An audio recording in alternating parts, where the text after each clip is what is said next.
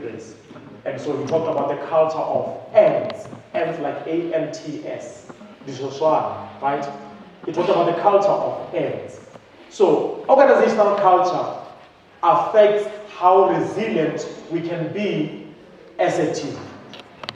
Culture is a way of life of people in a given environment. How we do things will tell us if we can be resilient in the next pandemics that are coming. That we pray they don't come. How we work with each other. Culture embraces how we communicate with each other. How we deal with our personal issues. How we deal with arrogant people who come to work with sad faces and long faces, but say, I'm fine. Like dinosaurs. So, organizational culture affects the way we do things, and this just simply means what kind of culture have we created in our organization?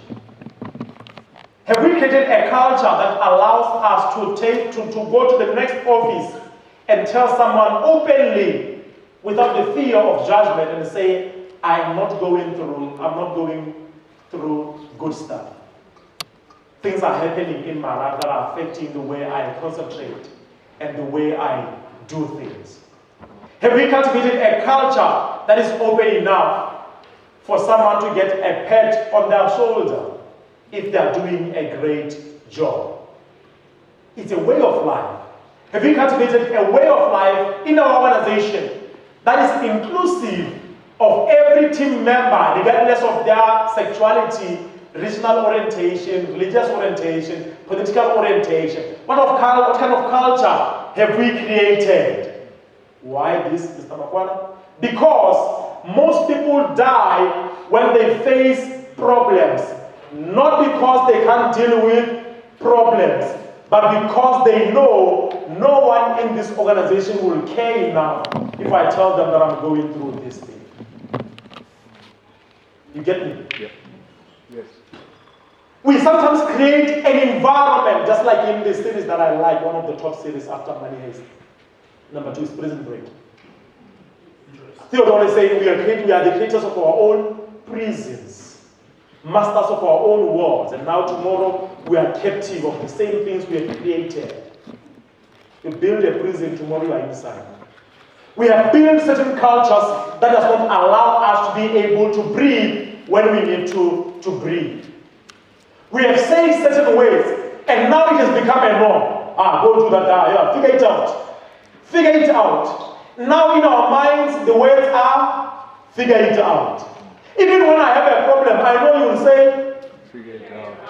So the certain way that we live has created a web that it can be empowering web, it can be a disempowering web. I'm not here to judge any kind of culture, I'm here to ask a few questions. What kind of culture have you created as an organization? Question number 2. Can our people live up to the created and perceived culture? Can the individual employees within your organization, where you are working, are we all included when it comes to the way of life that we lead in our organizations?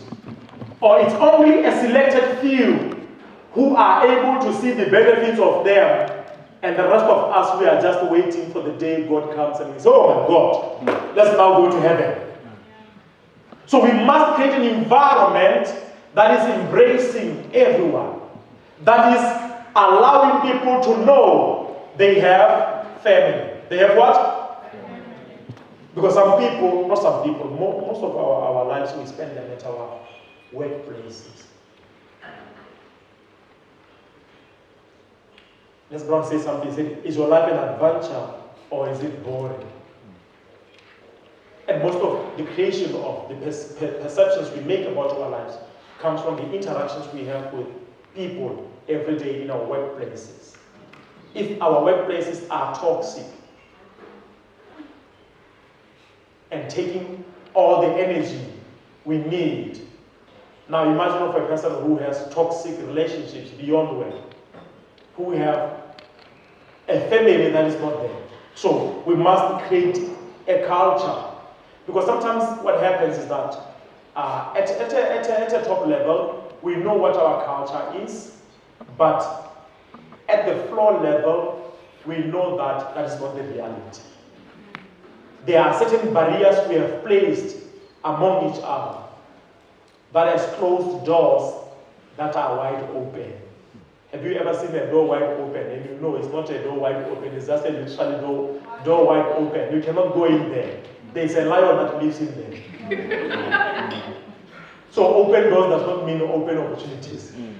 What culture have we created on our organization? Is your organizational culture sustainable? Or it's a hype culture? Oh no, we promote people like this.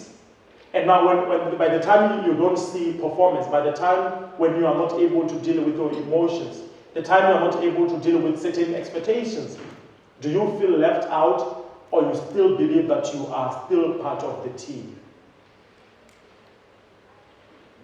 I do think, is the thought that just crossed my mind, was not part of my presentation. I do think that people, they need to build resilience now in organizations to deal with their core members, not problems. That we deal with so much, a lot within us as a team, that now you are reading books how to deal with difficult employees. Now, the crisis now when it comes, can it kill you or you are going to be there? Not literally kill you, but destroy you. It can destroy you, because if you are watching a movie or a series, like which one? Where people fight. Which series do you know that people are fighting there? There are groups of people from that tribe, and they want to attack each other. Game of Thrones, let's clap hands for him. The MC came to the party. Let's clap hands for him. Thank you. Game of Thrones, right? So most of our divisions and problems, we suffer because of inside jobs. Now, the culture that now we have to build as a team for resilience, now it ends up being replaced by toxic interactions. That now we have to learn how to defend ourselves from our colleagues, not from COVID-19. Some people are scared of their colleagues and they are scared of COVID-19. That is the culture of the game. It's a dog-eat-dog situation. Therefore, when I talk about the culture, you realize that its impact on how resilient we are as a team. Teams can thrive if they are creating a conducive environment for each other. So we must be intentional in what kind of culture we are building as an organization. The fourth question to ask, what kind of changes and amendments do we need to make on how we live with each other so that everyone can feel included?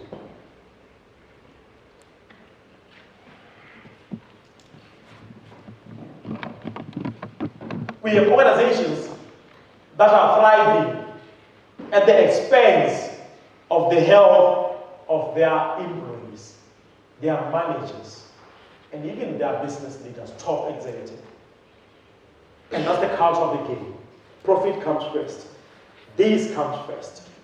My question is, what changes do we need to make today in order to accommodate everyone and to create a sense of vibrancy amongst our teams so that everyone, when they think of work, they think of open opportunities for all, not for certain people. When they think of work, they think of growth, not death.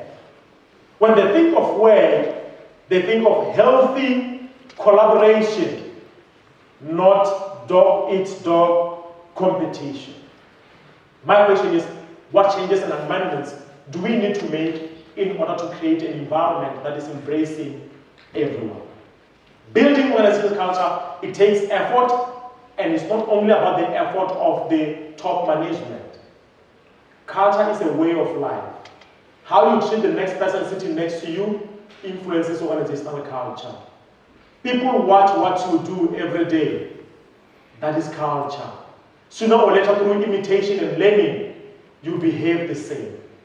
What behaviors can we modify today? What behaviors can we reward? What behaviors can we punish for that are not in alignment with the culture of our organization?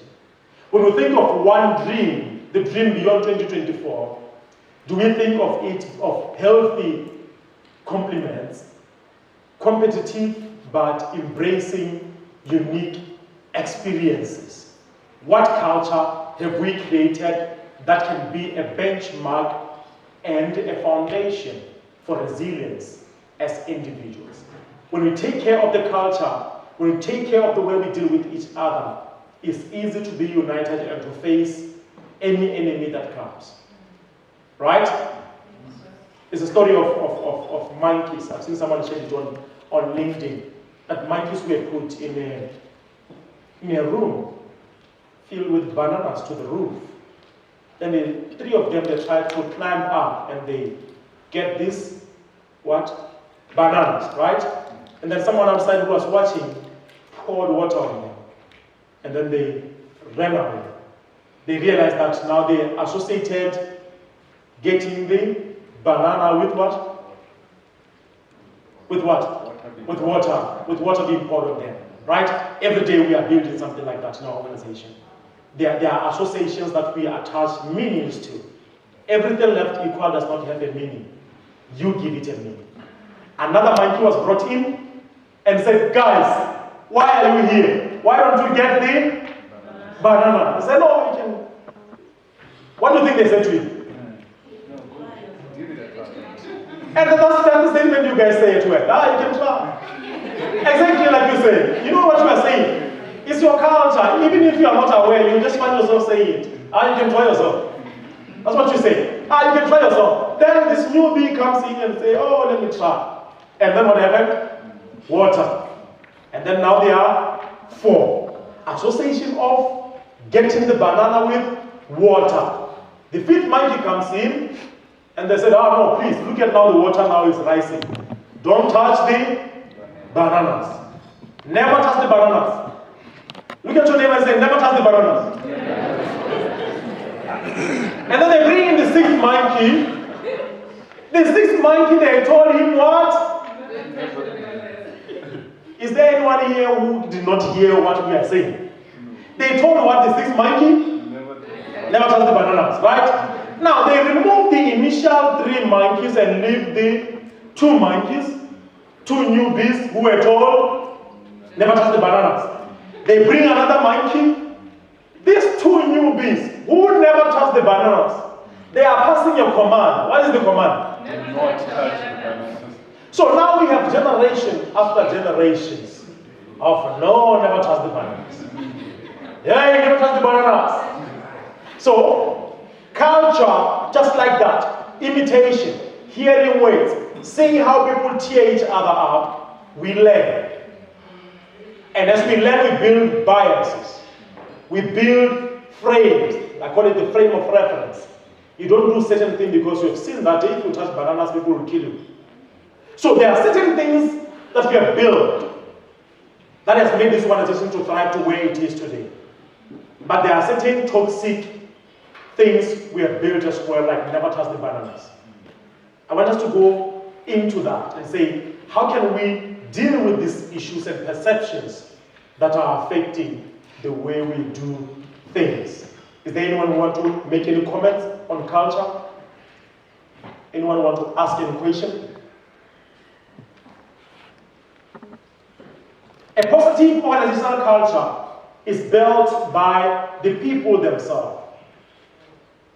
Even though I know you will leave it to certain people and say, just craft down what kind of culture we want to create. But whether it's crafted or not, people interacting is a way of life. So it has to be built by you as individuals and your colleagues. Everyone involved, we have to be intentional on what kind of environment we want to create. It's not someone else's responsibility.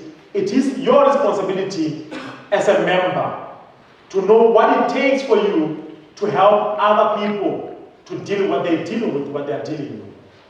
It depends on you as an individual to make a conscious, deliberate action and decisions that you are willing to craft an environment where people feel that they can open up and share what is eating them.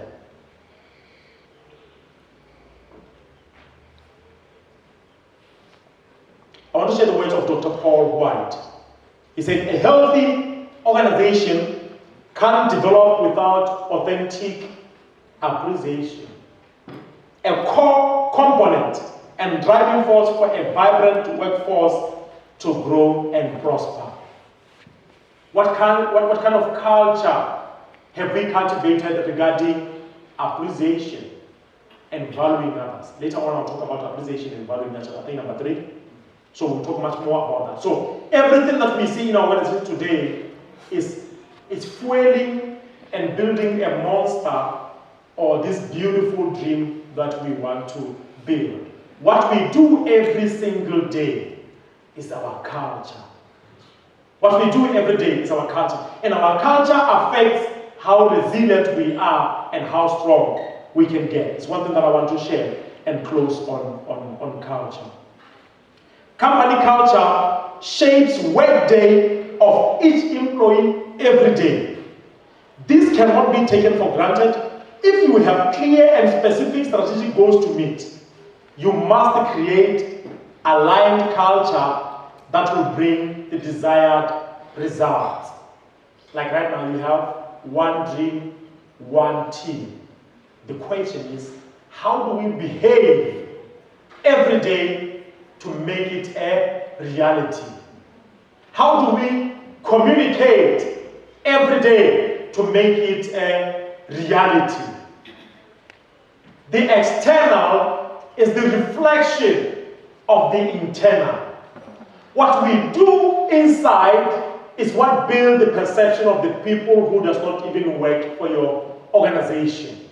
So we must be intentional in cultivating relationships, creating that vibrancy among each other to build the culture we foresee beyond 2024.